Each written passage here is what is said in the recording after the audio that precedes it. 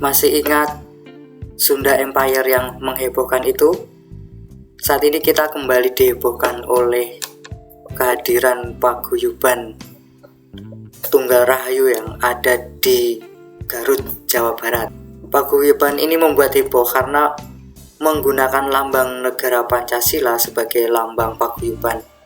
Mereka tidak hanya menggunakan tapi mengubah lambang negara yang kepalanya lurus ke depan. Saat ini pemimpin paguyuban ini, yaitu Sutarman, saat ini sedang berurusan dengan kepolisian, sedang diperiksa, yang dikabarkan polisi menemukan indikasi adanya perbuatan pidana penipuan pasal 378 ya.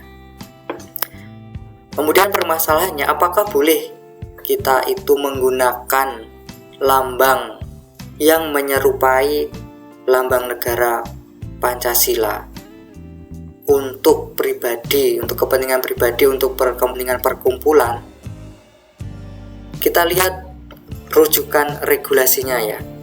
Di dalam Undang-Undang Nomor 24 tahun 2009 tentang bendera, bahasa, dan lambang negara serta lagu kebangsaan, pasal 57 menentukan setiap orang dilarang a. mencoret, menulisi, menggambari, atau membuat rusak lambang negara dengan maksud menodai, menghina, atau merendahkan kehormatan lambang negara. B. Menggunakan lambang negara yang rusak dan tidak sesuai dengan bentuk, warna, dan perbandingan ukuran. C.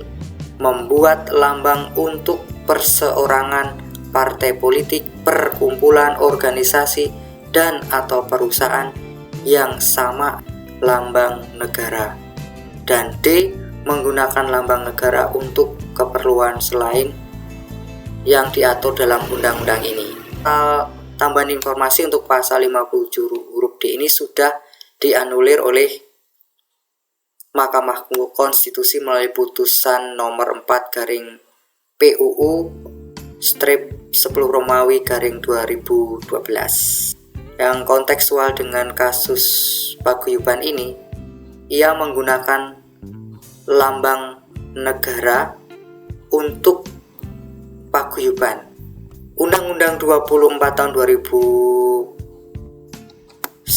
ini juga memuat ancaman sanksi bagi mereka yang melanggar larangan tersebut.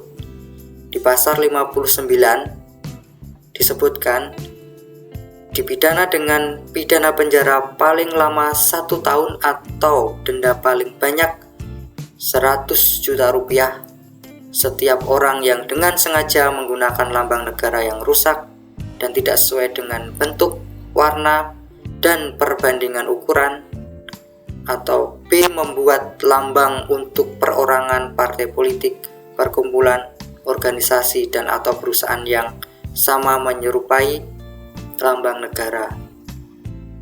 Dan C. Dengan sengaja menggunakan lambang negara untuk keperluan selain yang diatur dalam undang-undang ini. Dan yang C ini sudah dianulir oleh MK, sehingga dalam konteks ini paguyuban ini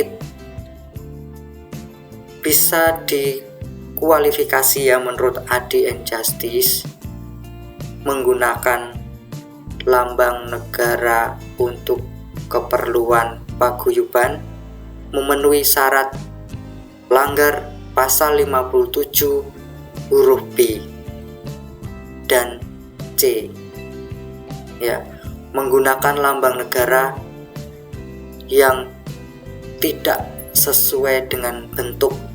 Kemudian C. Membuat lambang untuk paguyuban sama atau menyerupai.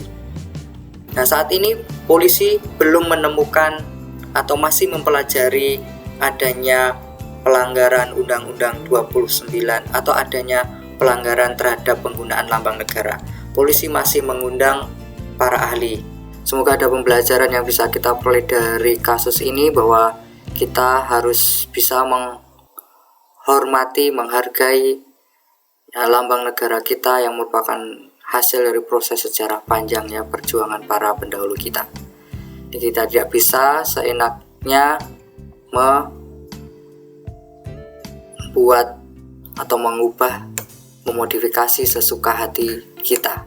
Mohon maaf, video Adian Justice sangat sederhana karena terus terang tidak ada waktu untuk membuat pencitraan ya, membuat setting-setting yang bagus. Jadi seperti ini adanya. Terima kasih, jangan lupa subscribe and comment, share. Sampai jumpa, salam justice.